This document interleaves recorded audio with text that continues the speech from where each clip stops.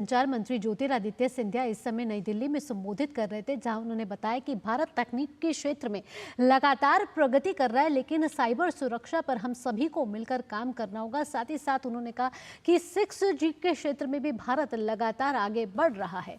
इसी के साथ बुलेटिन में ले लेते हैं एक छोटा सा ब्रेक, लेकिन ब्रेक के बाद बात होगी विदेश मंत्री डॉक्टर एस जयशंकर की इस्लामाबाद यात्रा की, जहां आज वो भाग लेने वाले हैं शंघाई सहयोग संगठन की अहम बैठक में। ये सब इस छोटे से ब्रेक के बाद। अब आया असली स्वाद। अब आया स्वाद। जब स्वाद के पड़े हो लाले तो MDH का चंकी चाट मसाला डालें। MDH का चंकी चाट मसाला। MDH। बेटियां घर की रौनक हैं। बेटियां घर संवारती हैं। बेटियां पीढ़ियां सजाती हैं। बेटियां घर की बुनियाद कहलाती हैं। बेटियों को सलाम करता है मोंगिया स्टील, स्टील का बादशाह।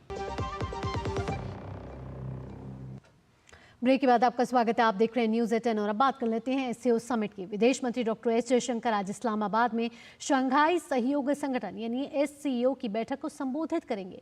शंघाई सहयोग संगठन के शासनाध्यक्षों की 23वीं बैठक आज इस्लामाबाद के जिन्ना कन्वेंशन सेंटर में होगी। ये एक वार्षिक बैठक है जिसमें व्यापार और आर्थिक मुद्दे मुख्य एजेंडा में होते हैं। सम्मेलन की कार्यवाही एक ग्रुप फोटोग्राफ और पाकिस्तान के प्रधानमंत्री शहबाज शरीफ के उद्घाटन भाषण के बाद शुरू होगी। SCO के अन्य सदस्य देशों का प्रतिनिधित्व चीन, रूस, बेलारूस, कजाकिस्तान, किर्गिस्तान, तजाकिस्तान और उज्बेकिस्तान के प्रधानमंत्रियों के साथ साथ ईरान के प्रथम उपराष्ट्रपति करेंगे। वहीं दोपहर बाद डॉक्टर एस जयशंकर का दस्तावेजों पर हस्ताक्षर और आधिकारिक लंच में हिस्सा लेने का भी कार्यक्रम है। इसके बाद विदेश मंत्री नूर हवाई अड्डे से भारत के लिए रवाना होंगे।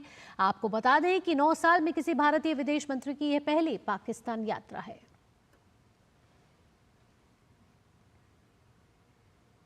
तो इस्लामाबाद में आज SCO की अहम बैठक है, जहां विदेश मंत्री डॉक्टर एस जयशंकर भारत का प्रतिनिधित्व करते हुए नजर आएंगे। अक्षय डोंगरे जुड़ गए हमारे साथ ज्यादा जानकारी के साथ।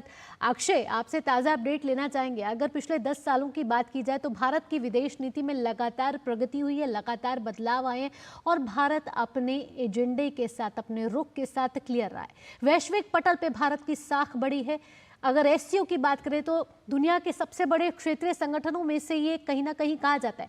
ऐसे में भारत को SCO समिट से क्या उम्मीदें हैं और दूसरे देश भारत को किस नज़र से देख रहे हैं?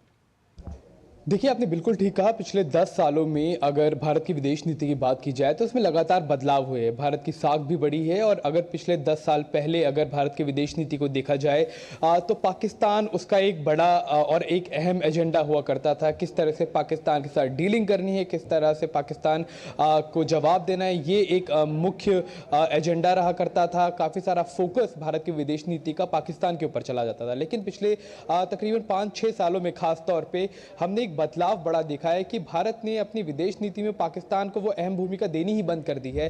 पाकिस्तान को एक तरह से एक रोग नेशन, एक ऐसा देश जिसमें केवल आतंकवाद को बढ़ावा दिया जाता है, आतंकवाद को एक्सपोर्ट किया जाता है, उस तरह से देखा जाता है। तो डायलॉग्स और डिस्कशन जिस तरह से हमने देखा है वो पूरी तरह से भारत के द्वारा बंद कर दी गई है।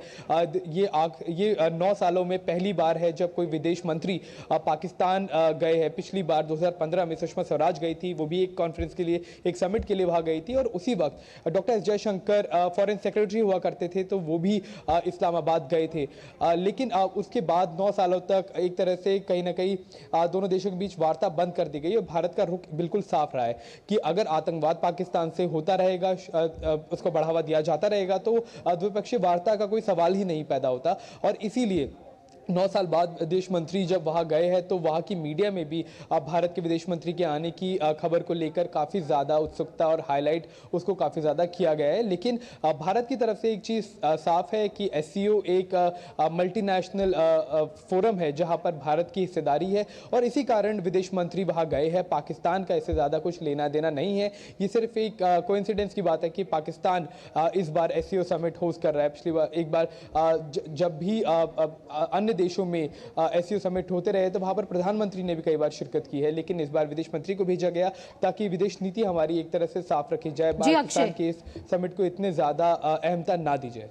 अक्षय, इसके साथ साथ मैं बात करना चाहूंगी मध्य एशिया के में भारत के हित की भी, क्योंकि इस समिट में कजाकिस्तान, उज़्बेकिस्तान, किर्गिस्तान ऐसे देश भी शामिल हैं। ऐसे में इन देशों के साथ भारत के अच्छे संबंध है, खासकर ऊर्जा और सुरक्षा के लिहाज से। ऐसे में भारत अपने हितों को आगे बढ़ता हुआ इन देशों के साथ आगे कैसे दिख रहा है? देखिए, शंघाई कोऑपरेशन ऑर्गेनाइजेशन जिसकी शुरुआत 3-4-5 देशों के साथ हुई थी, अब वो बढ़कर कई देशों को उसमें इंक्लूड कर लिया गया है। इन देशों में ईरान है, इन देशों में बेलारूस है, पाकिस्तान, भारत को भी बाद में इसमें ऐड किया गया। तो एससीओ की ग्रुपिंग में कई सारे ऐसे देश हैं जिनके ऊपर भारत सीधे तौर पर ऊर्जा के लिए निर्भर करता है। इसमें अब सबसे बड़ा देश अगर देखा जाए तो वो रूस खुद है, क्योंकि जब से यूक्रेन और रूस के बीच जंग शुरू हुई, उसके बाद से हमने देखा कि ऊर्जा के इंपोर्ट के लिए रूस के ऊपर काफ़ी ज़्यादा भारत अब निर्भर हो रहा है, और अब अपनी ऊर्जा के जो स्रोत है उनको एक्सपोर्ट करने के लिए रूस भारत के ऊपर निर्भर है। तो इसी को लेकर हमने देखा है कि दोनों देश अहम बातचीत कर सकते हैं। बल्कि अगर अन्य देशों की बात की जाए, जैसे कि ईरान और सेंट्रल एशियाई देश जहां से गैस की आपूर्ति भारत को की जा सकती है, तो उन सभी देशों के साथ भारत के संबंध हमेशा से अच्छे रहे हैं। इनफैक्ट अगर बात की जाए तो काफ़ी करीबी संबंध भारत और सेंट्रल मध्य एशियाई देशों के साथ रहे, और उन्हीं देशों के साथ संबंधों को आगे और बढ़ाया जाएगा। हमने देखा विदेश मंत्री ने मंगोलिया के प्रधानमंत्री उनके साथ बातचीत की। तो इसी तरह से जिन देशों के साथ जो एससीओ के मेंबर है, हमें अपने संबंध अच्छे रखने, उनके साथ हमने द्विपक्षीय वार्ता भी हो रही है। लेकिन जिन देशों के साथ समस्याओं का एक तरह से भंडार है, जैसे कि पाकिस्तान की बात अगर की जाए, तो उनको कड़ा जवाब देने की क्षमता भी भारत रखता है और पाकिस्तान के अंदर रखता है, और यही चीज आज देखने को मिल सकती है। जी अक्षय, साथ ही साथ हमारे साथ अतुल अनेजा जुड़ चुके हैं, विदेशी मामलों के जानकार हैं आप। अतुल जी, डीडी न्यूज़ पर आपका खास स्वागत है, और हम एससीओ समिट पर आज विशेष बातचीत कर रहे हैं, जिसमें कहीं ना कहीं भारत की मौजूदगी बेहद अहम मानी जा रही है।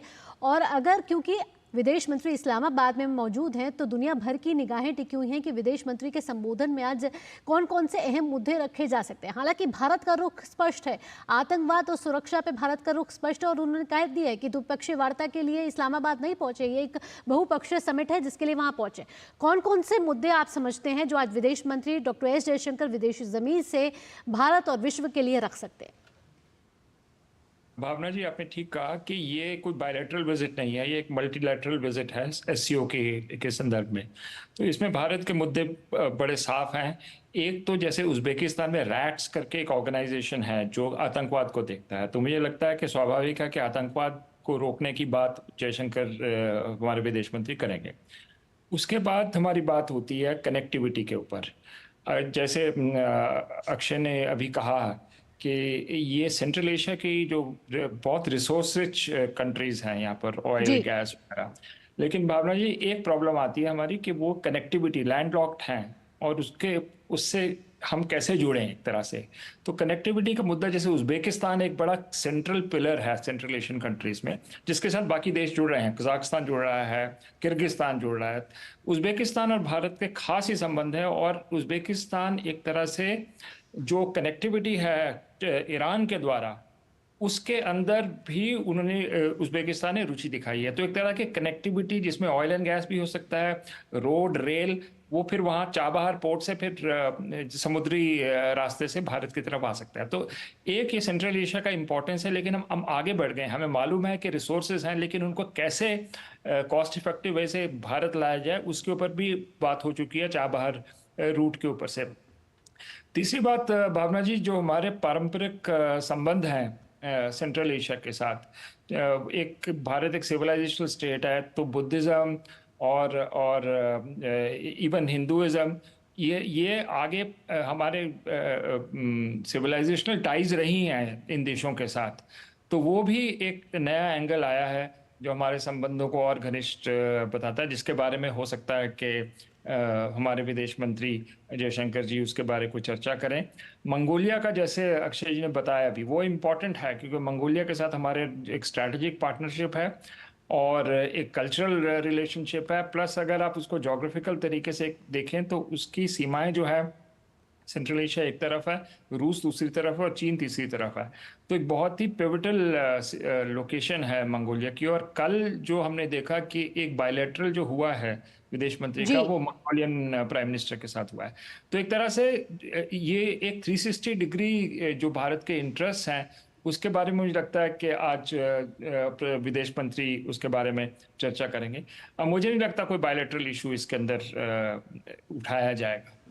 जी अतुल जी, इसके साथ साथ प्रधानमंत्री नरेंद्र मोदी ने एससीओ को सिक्योर नाम से के दृष्टिकोण से परिभाषित किया है, क्योंकि भारत कहीं ना कहीं सुरक्षा के साथ साथ आतंकवाद और साथ ही साथ आर्थिक और व्यापारिक और साथ ही साथ सांस्कृतिक रिश्तों को भी इन देशों के साथ मजबूत करना चाहता है। हालांकि जब विदेश मंत्री डॉक्टर एस जयशंकर इस्लामाबाद में है तो आतंकवाद का मुद्दा जरूर कहीं ना कहीं उठना लाजमी है, क्योंकि साथ ही साथ इसके साथ पाकिस्तान पर अंतर्राष्ट्रीय दबाव बनाना भी जरूरी है। जी हाँ, तो उस कॉन्टेक्स्ट में जब आतंकवाद की बात होगी तो, और क्योंकि ये जो बैठक हो रही है ये पाकिस्तान में हो रही है, तो नेचुरल है कि उसका एक इनडायरेक्ट रेफरेंस पाकिस्तान पे जाएगा ही जाएगा। जी। और एक तरह से भारत की ये नीति बड़ी स्पष्ट है कि जब तक हमारे रिलेशनशिप्स नॉर्मलाइज तब होते हैं जब कोई भी स्टेट स्पॉन्सर ऑफ टेररिज्म नहीं होता। तो एक तरह से एक इशारा पाकिस्तान की तरफ जरूर जाएगा। लेकिन मैं ये भावना जी ये कहना चाह रहा था कि डायरेक्ट कोई बायलैटरल इशू जैसे कश्मीर इशू है या जो आतंकवाद की और नीतियां जो पाकिस्तान भारत में करता आया है, मुझे नहीं लगता कि इसके ऊपर एक डायरेक्ट रेफरेंस आएगा, लेकिन इनडायरेक्टली जरूर आतंकवाद के संदर्भ में पाकिस्तान जो है लपेट में जरूर आएगा। जी, इसके साथ साथ अतुल जी कहीं ना कहीं भारत ये भी इच्छा रखेगा कि डिजिटल अवसंरचना जो है उसके बारे में भी विश्व को भारत के दृष्टिकोण के साथ साझा किया जाए, साथ ही साथ सांस्कृतिक मूल्यों को भी बढ़ाया जाए, मजबूत किया जाए। बिल्कुल भावना जी, ये जरूर होगा। और हमने देखा जब से G20 समिट हुई है 2023 में भारत में, तब से हमने ये कहा है कि हम ग्लोबल साउथ को के साथ जुड़ के एक ब्रिज का एक रोल प्ले करेंगे ग्लोबल नॉर्थ और के साथ, और एक तरह से हम जोड़ेंगे ग्लोबल साउथ को। तो ग्लोबल साउथ की जब बात करते हैं जिसमें सेंट्रल एशिया एक पार्ट है, उसमें जो हम डिजिटल पब्लिक इंफ्रास्ट्रक्चर की बात करते हैं वो आता है, हेल्थ सिक्योरिटी की बात होती है उसमें हम आते हैं। एक तरह से भारत एक फार्मेसी ऑफ द वर्ल्ड बन चुका है, कोविड के बाद देखा गया है। तो मुझे लगता है कि जो भारत की जो स्ट्रेंथ्स हैं इन पर्टिकुलर उपलब्धियों में वो सामने ज़रूर आएगी, और ग्लोबल साउथ के संदर्भ में भी बात होने की संभावना है। क्यों ये एक तरह से और पीस एंड सिक्योरिटी की बात भी ज़रूरी है, क्योंकि हमने देखा कि प्रधानमंत्री पहले अपने जो थर्ड टर्म में सबसे पहले रूस गए, रूस के बाद फिर वो यूक्रेन गए, और हमने ये भी कहा this is not the era of war. एक तरह से भारत की छवि जो है एक पीस मेकर के रूप में आ रही है। ये जब प्रधानमंत्री वॉशिंगटन गए, वहाँ भी न्यूयॉर्क गए, वहाँ भी उन्होंने ये बात कही कि अब दुनिया की कोई भी समस्या पीस एंड सिक्योरिटी से अगर जुड़ी होती है, भारत को आपको हटाया नहीं जा सकता। तो एक तरह से ये मुझे लगता है कि पीस एंड सिक्योरिटी रिलेटेड भी जो बातें होंगी वो हो सकता है कि हमारे विदेश मंत्री उसके बारे कहें, क्योंकि ये टॉप ऑफ द एजेंडा है कि जब तक अब हम ग्लोबल जो समस्याएं हैं उसके समाधान के लिए हम खुल के बात करते हैं, और प्रधानमंत्री ने अपने थर्ड टर्म में तो खासकर ये दिखाया है जो उनके जो विजिट्स हुए हैं। अतुल जी, हमारे साथ अक्षय हमारे संवाददाता भी जुड़े हुए हैं, आइए सीधा उनका भी रुख कर लेते हैं। अक्षय, कहीं ना कहीं भारत ना केवल इस मंच को सामरिक और कूटनीतिक दृष्टिकोण से महत्वपूर्ण मानता है, इसके साथ साथ इस मंच का प्रयोग इस तरीके से भी करेगा कि भारत स्पष्ट है कि आतंकवाद एक तरफ है, लेकिन क्योंकि ये बहुपक्षीय समिट है तो इसमें सभी देशों को साथ मिलकर चलना है और अपने जटिल संबंधों को एक तरफ करके सभी देश किस तरीके से व्यापारिक और आर्थिक तौर पर एक साथ मजबूत हो सकते हैं और एक बेहतरीन संगठन के तौर पर आ सकते हैं, इसकी भूमिका भी दर्शाता हुआ भारत कहीं ना कहीं नजर आएगा।